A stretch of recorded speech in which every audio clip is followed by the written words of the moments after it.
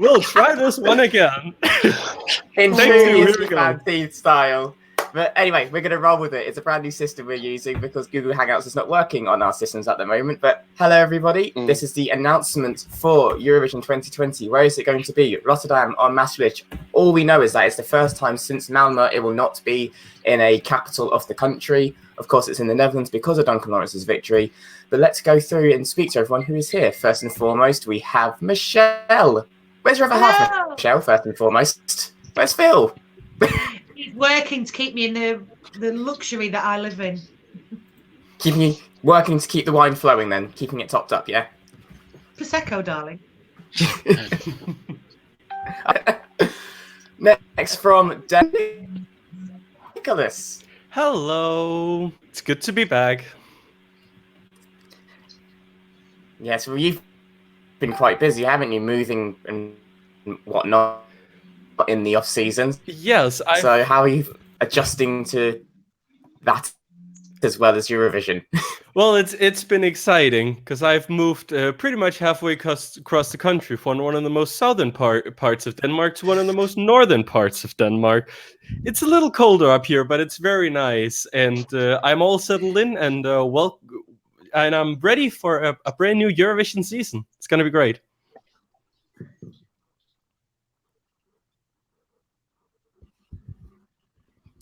So we have Martin. Hello, Martin.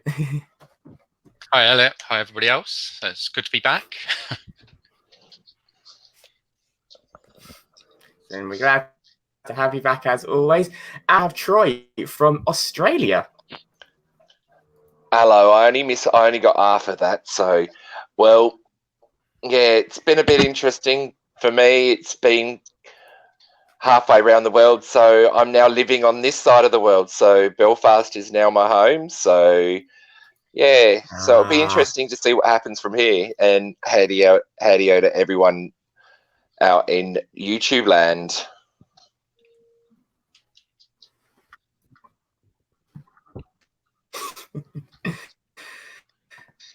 Yes, that is. We're going to be talking everything regarding the host city when just about 15 minutes or so. The other day, we put a poll on ESC Fan TV on Twitter asking where you'd want it to be in Maastricht or Rotterdam. 84% said Rotterdam. So let's just go down the line where we want it, Rotterdam or Maastricht. Michelle, let's start with you because ladies first. Rotterdam, because that's where the ferry from Hull finishes.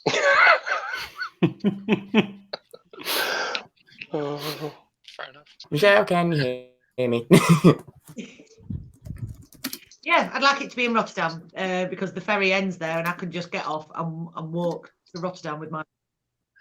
So you'll be on the... Yes. Brilliant. Where are you hoping it to be?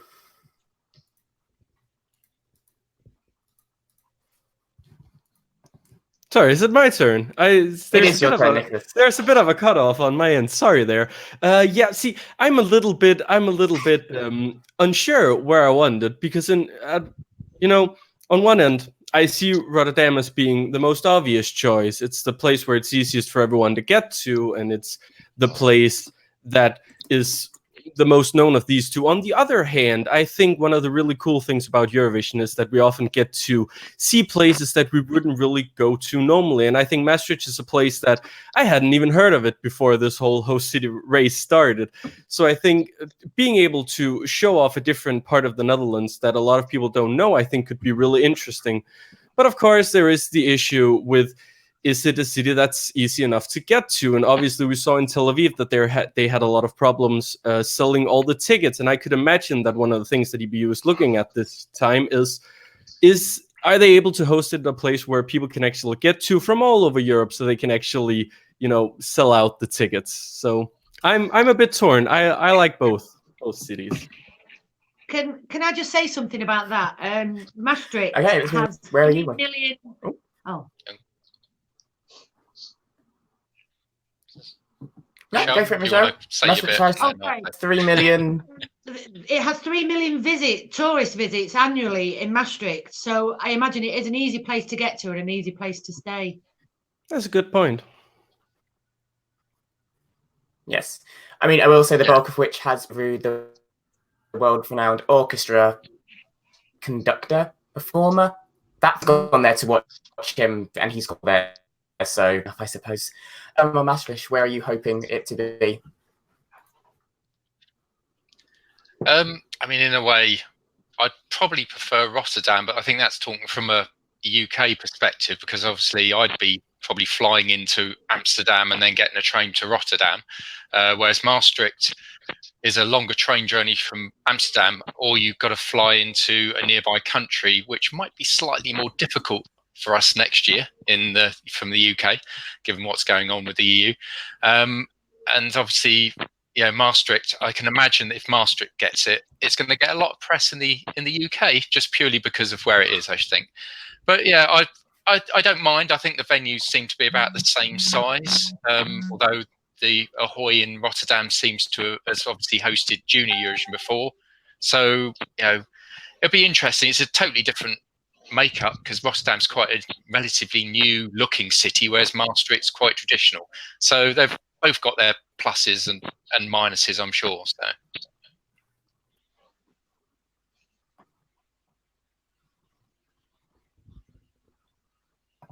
Yeah. I could say more, maybe. Well, otherwise, I think we can just go to Troy for his opinion. Yeah. Yeah, well, having been to both cities, I threw up Maastricht with Yes. So I threw up Maastricht with Stuart about 15 minutes after Duncan won. I just said it as a dark horse because it would, as Nicholas said, it would be great to explore and show more of the Netherlands, and it would be a perfect opportunity. With that in mind, Rotterdam would also be, because it is then showing basically one of the biggest cities in the Netherlands. It gives them a little bit more exposure. It has had Junior Eurovision, but again, do you really want something that everyone would expect? I think Maastricht would be good. It is accessible. They do have fairly good transport to Maastricht. I was actually thinking of basing myself in Liège and commuting daily into Maastricht, because it's 35 minutes down the road. It's in Belgium. You can cross over quite easily. The other thing is you can also stay in Aachen in Germany. It is so close. It is that close that there is that point of the Netherlands that it is so close to Belgium, Germany, and you've got that flexibility if you do want to do that. Yeah, the intercity runs, the intercity sprinters do run all those. So in that situation, hopefully there shouldn't be too many problems with that. Accessibility through the airport, bit of a muchness. I mean, you can catch the train down. As Martin said, it would be a bit of a hike from Amsterdam. But in that situation, you've got Düsseldorf, you've got Cologne, you've got Bonn. You've also got Liège as an option to fly into for that side of things. So all a bit of an option. Can I just say about that? You're talking about staying in different countries and then commuting in because it's so close. Do you think the Netherlands will have thought about that, and that they want the Eurovision money that's going to come in from the tourists to stay in the Netherlands? So if it was in Rotterdam, everyone would stay in Rotterdam, so the Netherlands would make more money out of it, be more profitable for them, rather than if it's in Maastricht, everyone stays outside the country, so less money would be coming in. Do you think they've taken that into account? Well, that's a very good point, Michelle, because you do. It is an expose, and you want the money to be spent in your own country. So, hadn't thought of that. Well, Well, I know a lot of people did that when it was in Malmo in 2013. A lot of people commuted from Copenhagen because it was so close. It was a 25-minute train ride. It's on the train line. And Malmo Arena was very easily accessible. And they put on trains until, I think it was about 2 a.m. every night just to commute in and out of Malmo to get the access. I mean, that would be a good point, but at the same time, say their transport could easily book in that money to an extent. But also, like you said, Troy, it would then put less pressure on people because then having to fight for spots in Rotterdam or Airbnbs or hotels where we know inflation is going to skyrocket because it always does. So having that as a then their option of going, I could just stay in Germany, I could just stay in Belgium. It would get more people there, even if it's just in the Eurovision village and just wandering around the city as it is, because it was still Eurovision fans will go to wherever it is. Like, we know this is a fact. We thought Israel was going to struggle. They still had thousands go out there. So I'm just happy it's not in Amsterdam, because Amsterdam is crowded as it is as a city, and it's so busy. So I just thought they would not be able to manage because their tourism is so high as it is. Adding in Eurovision would have just, buckled, especially in springtime when they're known for, their flowers and their tulips. So I'm glad it's not in Amsterdam. For Rotterdam or Maastricht, I'm not too bothered, but I would personally say for convenience and it being quicker to get there, I would say Rotterdam, just because I get bored on public transport quite easily. And I think that's my logic. The point you made with Amsterdam, I think there's a very good point there, and I think that's one of the reasons why they dropped out so quickly, because they were very quick to say, "Oh, we are not doing this if it gets in the way of any of the other any of the other cities," because I think that Amsterdam knows, and the Council of Amsterdam knows that this is, all Netherlands they're known for Amsterdam and a lot of things are happening there, and I think for this to become like the best possible experience for the Netherlands, I think it was best to move it out of the capital city, just because, like you said, there's so many other things going on, and I think putting it somewhere else means that the city, like Rotterdam or Maastricht, can 100% focus on the Eurovision rather than just having a lot of other things going on at the same time. That's good. And we did just have a comment coming up through YouTube from a girl called Alpha Glitch Girl 1, who says Maastricht doesn't have the airport capacity in her view. The Dutch transport is okay, but that's still a couple of hours on the train. My friend recently did go to Amsterdam, and they are, from what I've heard, they are a very welcoming bunch. They're very friendly. They're very helpful in public transport as well. So if you're looking a bit lost and confused, just ask one of them. I'm sure they'll help. But yeah, we should find out in less than 5 minutes now. It's all very exciting. Martin, I just want to come to you quickly, because when Duncan Lawrence won in May, immediately about 6 or 7 cities said they wanted to host. What does that say for a country and the Netherlands' attitude towards Eurovision, that so many cities wanted to host this competition? Well, it shows that they're all keen. Whether, I think in most big nations where there's lots of cities, you'll probably have the same situation. Even in Israel, that there was about 4 or 5. Yeah, so Troy's shown that was it just under 2 minutes before its premiere, although it's slightly later than expected. I've just seen that ESC Daily is already got their page up saying it's Rotterdam, but whether they've just done it previously. There is a Dutch newspaper called De Limburger who has said that it's going to be Rotterdam. They've announced it already. Breaking news on the Eurovision website. It says 2020 in Rotterdam, final 16th of May. Yeah. So Eurovision TV just beat the broadcast for their own announcement. I was going to say, because we're still, was it 1 minute 17 at the moment? Yeah. So we might as well wait for the official one. Just for the record, we are waiting for the video that they have worked very hard with Duncan Lawrence to premiere, and then we'll discuss it, regardless of what anyone else is saying, including dates. But if that is the truth, that is the funniest thing ever, including on Wednesday, when they accidentally leaked it on the Eurovision.tv website, quickly got rid of it, and then uploaded a different one. I would just we've all been there. We've all scheduled a tweet or post and they've just hit the send button a bit too early. But wow.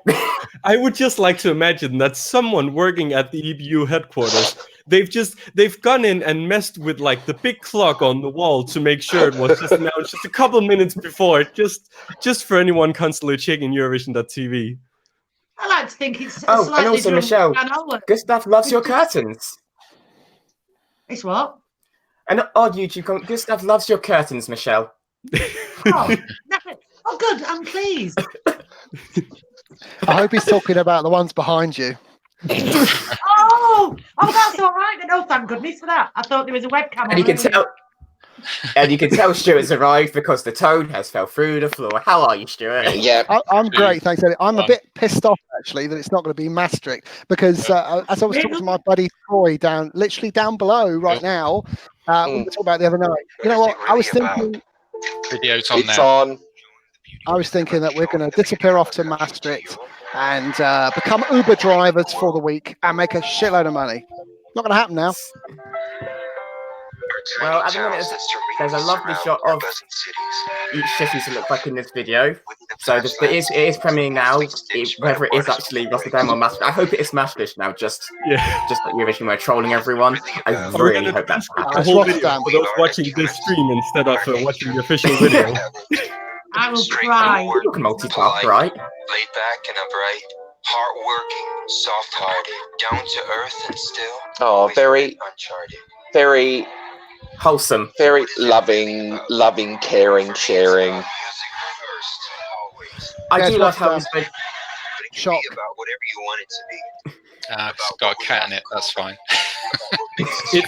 It's already very Dutch, isn't it? It's definitely Yes. Rotterdam. I recognise that guy with the tattoos. Beautiful thing. Yeah. So let's celebrate. What makes us different? With family, friends, we still have to Well, my link has stopped working, so I can hear it. So I'm just going to go with that. But I do love how It's a it was. nice video. I'll give them that. It was worth the wait. I do love how I it must. was. It's a Dutch video with Duncan speaking in English with There we Dutch go. subtitles. Ahoy. All right. They've shown both. Okay. My name is Duncan Lawrence. Welcome to the Netherlands. Welcome to There you go. Rotterdam. Bingo. Confirmed. Rotterdam it And there is. we have it. Rotterdam. But we already knew And that it's- because Yeah. Yeah, we knew that 2 days ago. But congratulations, Rotterdam. They will be hosting There the Eurovision Song Contest 2020 in Yep. the Ahoy. Oh my god! So I am so it's Rotterdam. surprised. Congratulations. You know what it is, right? You know what it is? It just amazes me. I'm a marketing person, and I see this so often where, as a marketing manager, you kind of have to coordinate different parts of marketing. And one of the key fundamentals when you go external comms is about digital marketing. And the digital teams go and create multiple pages, and quite often they test them. And it's quite common. I don't know why it happens. It shouldn't, but it does. Somebody who's testing them pressed the wrong bloody button, and it goes live. And because we're all tweeting all day and hashtagging this and searching this, it's guaranteed someone somewhere is going to find it. That's what happened in this instant. And I think what they've done is they've gone, we better just quickly drive up a Maastricht page. That's what's happened. You've It's- got it's one job, Dave. One job, Dave. That's all you've got. It's funny because it's like they should know, the Eurovision fans by now. They should know that there's been sitting someone for the past month every 5 minutes just refreshing Eurovision.tv to see if anything happens. They Mhm. should know that.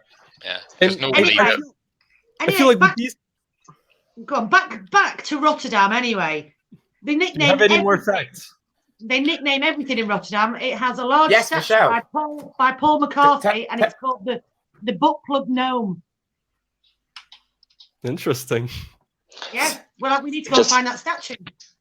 Just to let you know, the EBU have just sent out an email at 11:04 GMT, as announced, just outlining all the bits, the bobs, the bells, the whistles, and they've stated that Rotterdam has been selected as a host city for the 65th. It was a tight race with the southern Dutch city of Maastricht. So, as Michelle has alluded, 12, 14, and 16 for the grand final. So, But that's the interesting point, actually, Troy. When you compare the two cities, Rotterdam is very much well equipped for this kind of thing. Maastricht is a very, very beautiful part of the Netherlands. It's in the south of the Netherlands. It's a beautiful, it's very picturesque, but that itself lies the problem, because when you try and book accommodation, everyone's then hunting around for hotels, and anyone who's been checking hotel prices in the last few weeks will know that to get a room for a week during the 8th or 9th to the 16th or 17th even is about $5,000.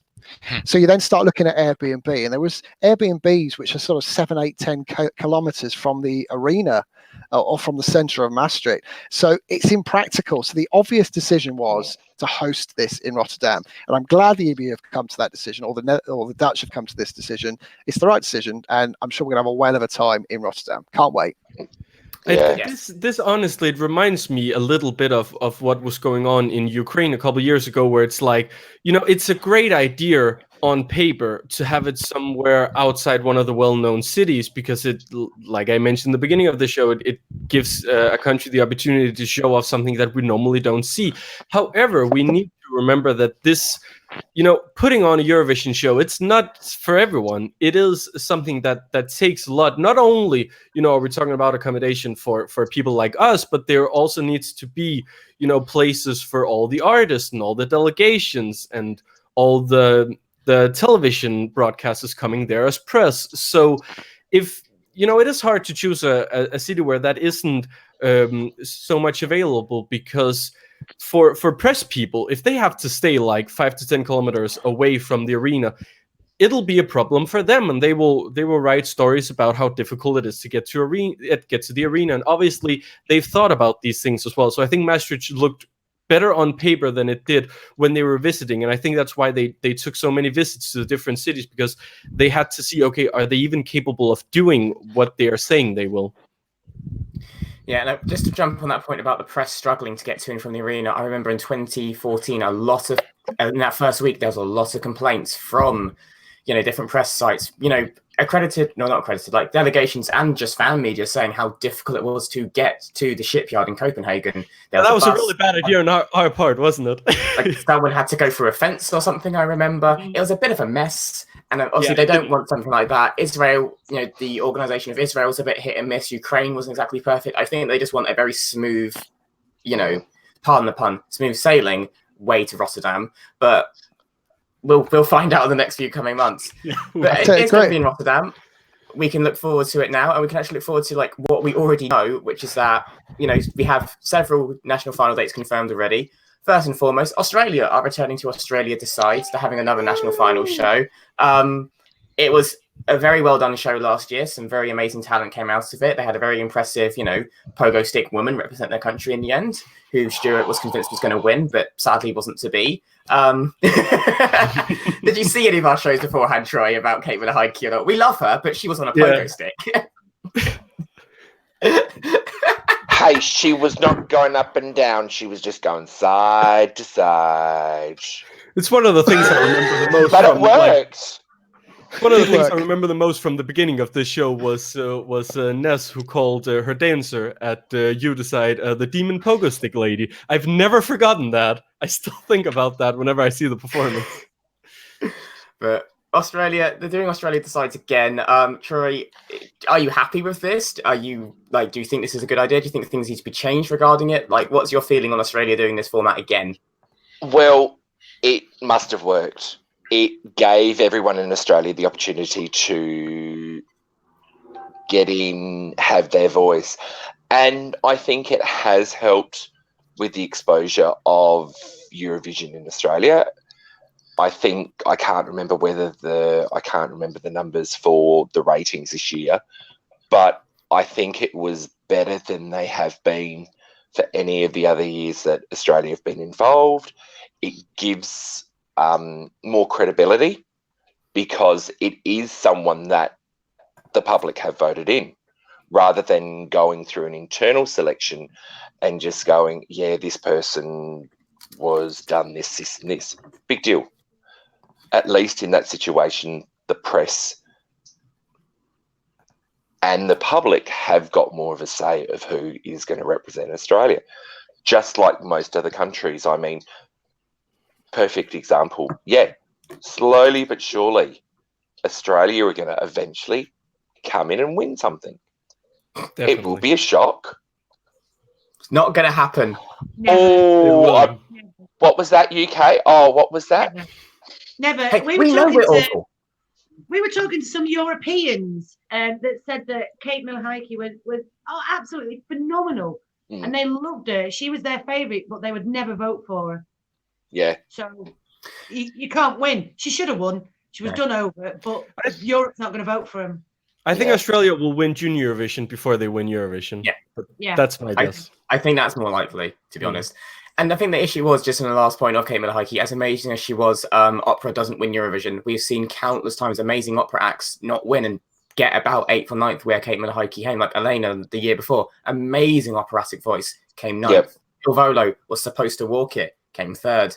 So opera's just, I think it's too divisive. But, I'm happy that they're trying this again. Just for all that as holy, can we either have Leah Nanos come back or the Veronicas go? Because I've been waiting for 5 years for Veronica to do Eurovision. I know that's like every single person's go-to for Australia, but I want it to happen. I've followed them for about 12 years. So it needs to happen.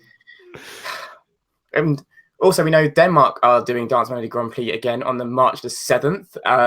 Nicholas, will you be going? They're hosting it in Copenhagen this year, which is very unusual. They don't normally use the capital for that. Yeah, and that's a bit annoying because I've just moved closer to all the different venues that usually host NCD.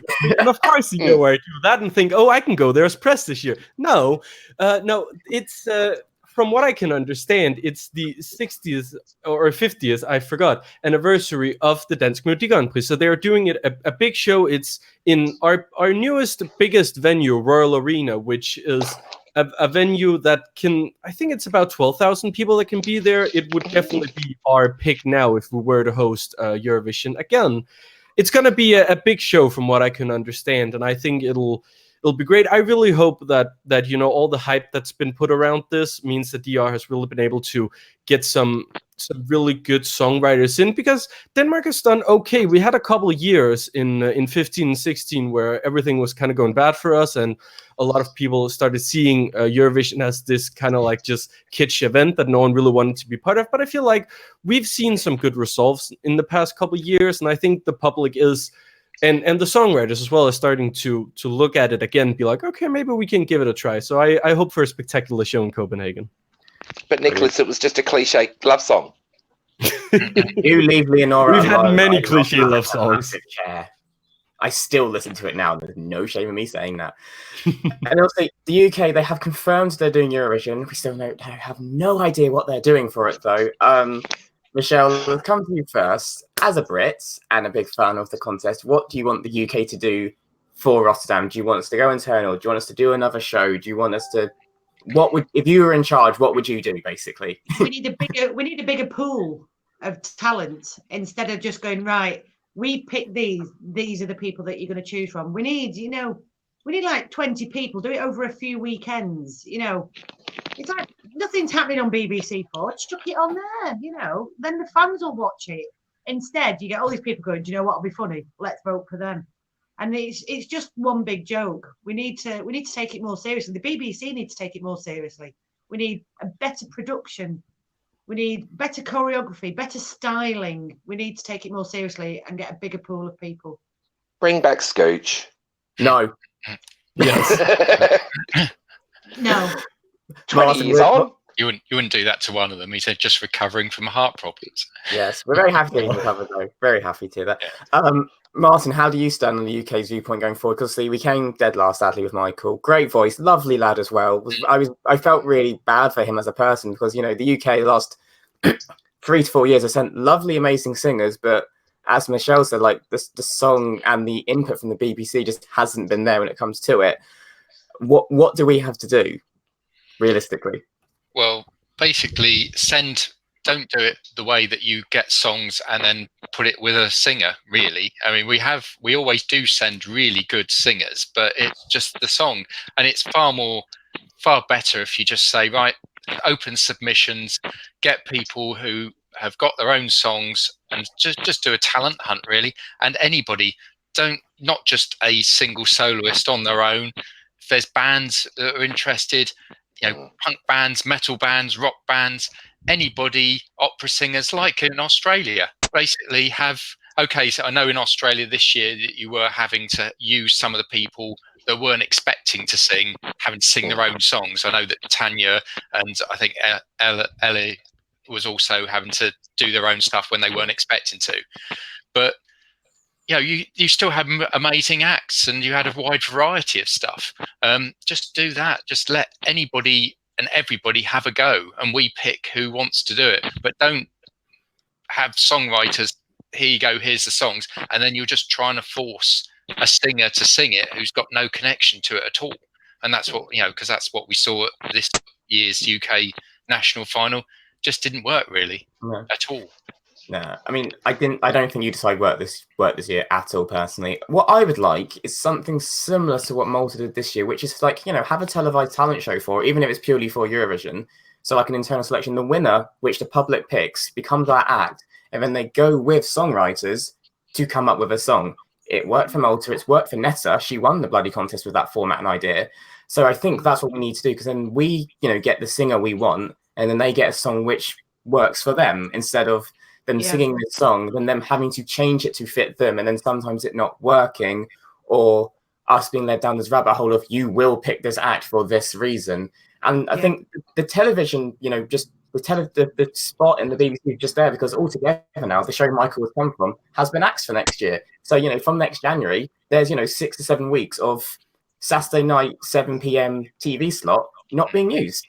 So just stick it on then. But I agree, the BBC, more than the acts, need to show more willing, because the acts are well up for it and they are giving it their all, but the BBC just seems to be like, we'll turn up, we'll do the thing, that's that.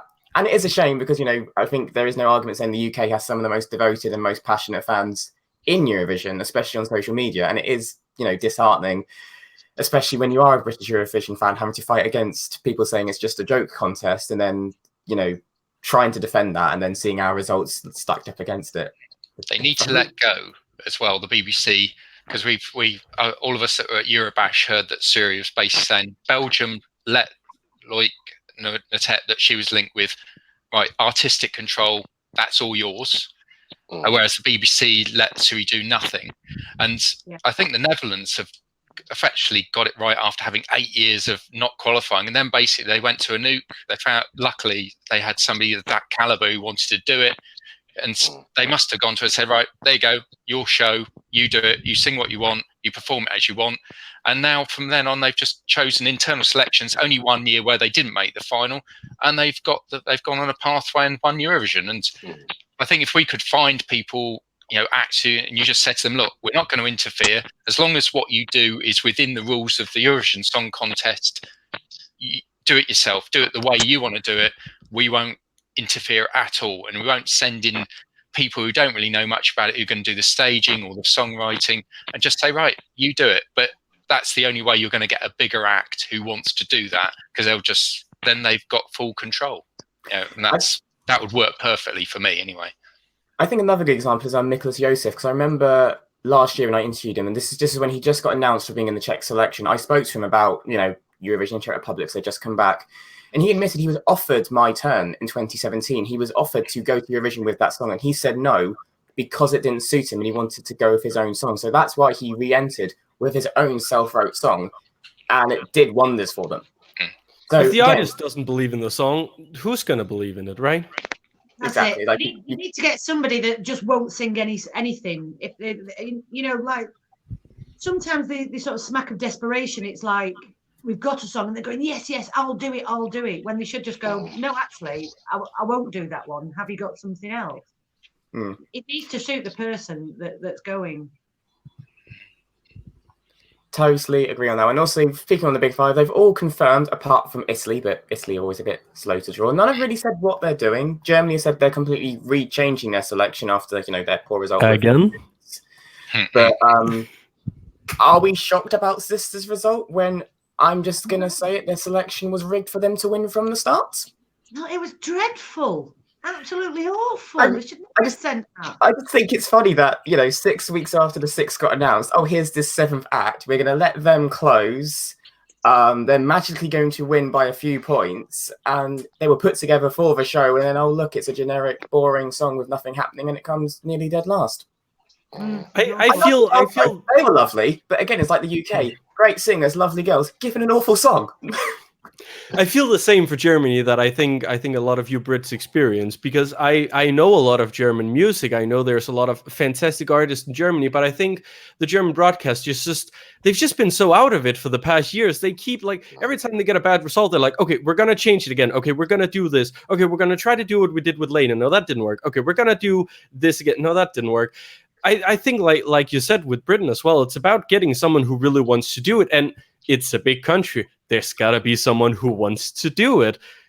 Get someone that really believes in this instead of, because I think, especially with sisters, it once again proves, we've seen it so many times, putting artists together for the sole reason of singing at Eurovision, it never works. Norway is the exception. Kaino is the exception.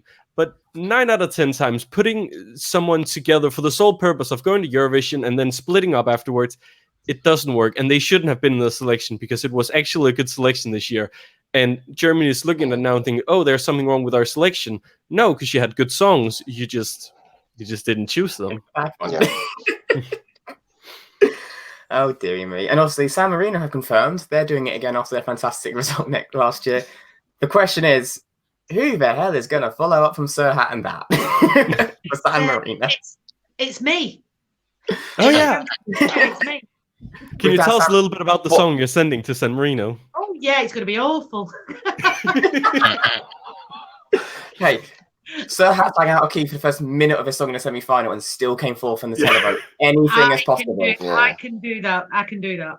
Anything is possible. Just, give it some welly, give some fun. It'll be great. But Something Michelle, a few days ago, is that the director's of Eurovision, and Christa Bjorkman's not going to be part of it this year. It's two Dutch by the name of Marnix Kaart and Mark Poss. So at the minute, Christa Bjorkman's going to have no involvement with Eurovision 2020. I see no issue with it. I think other people can do the job that Christa's been doing. He's very good at his job, yes. But Troy, what do you think about Christa either being asked to not do it or choosing to take a step back? Because there was no reason as to why he's not doing it. He's just not. Well, if you think about it, the Dutch were probably looking at doing it themselves anyway, because they are ultimate professionals. They know what they're doing. They've been around long enough. But the question would be, would Christa maybe come in as a consultant, maybe do some executive things in the background? Oh, we don't know. Oh, we'll bring Christa in. I'm hoping that they don't do, oh yeah, we're struggling. Can someone come in and Christa then saves the day? I would like it to be a purely Dutch production. It would be great if it was, because they then have the opportunity to expose themselves, their ability to pull off something brilliant. Fantastic. Yeah, I'm not too bothered. I mean, I trust the Dutch will put in a good show. There's no reason why they can't, to be honest. It's the first time they've done it to this sort of magnitude ever, because was it 44 years since they last won? And obviously the contest has completely changed since then. So we need to give them a bit of trust, and fingers crossed it will all go well. But I think that is everything for today. So it's going to be Rotterdam. We're off to Rotterdam. A big thank you to all the panelists here today. Make sure you follow us on Twitter, Instagram, Facebook, like, comment on YouTube. Nicholas and I will be starting our Junior Eurovision live shows from the 13th of September in the run-up to Poland. Very excited about that one. And just a big thank you to my panelists. And if any of you are on the boat to Rotterdam with Michelle, please make sure you have the second glasses topped up, please. I mean, we'll take over once we get to Rotterdam, but just make sure she's in a good mood on the boat there. Yeah, just give her a bottle or two. Yeah, we'll be fine. Just keep them topped up. Just if you walk past and see her, just plonk it down. Be fine. Yeah. Any final words from you guys? No, we'll see you in Rotterdam. Yeah. Brilliant. And obviously see everybody for every other episode of ESC Fan TV that's going to be on during the season. But obviously that's probably not going to be starting for a little while yet. No, but also a big thank you also to everyone who has, followed us here on YouTube. We were hoping to get 1,000 by the end of the year. We smashed that. We're nearly at 2,000 subscribers. So big thank you to you a lot as well. Proves whatever we're doing works. I don't know. What are we doing? What are we doing? Winging it, Michelle. Winging it. It's worked so far. It's gonna work. It's gonna work next year as well. I'm sure. We're basically doing what the BBC do. Throw it to a wall and see if it sticks. As long as we don't revamp the show every year, it's gonna be all right. Anyway, big thank you to my guests, and we will see you, I'm guessing, next time for September the 13th, which will be Junior Eurovision, which will be mine and Nicholas's domain. So if you're interested in Junior Eurovision and the run-up to Poland, make sure you join us for that. Until then, we shall see you probably December or so time for Eurovision start up again. Thank you, guys. Bye. Thank you. Bye.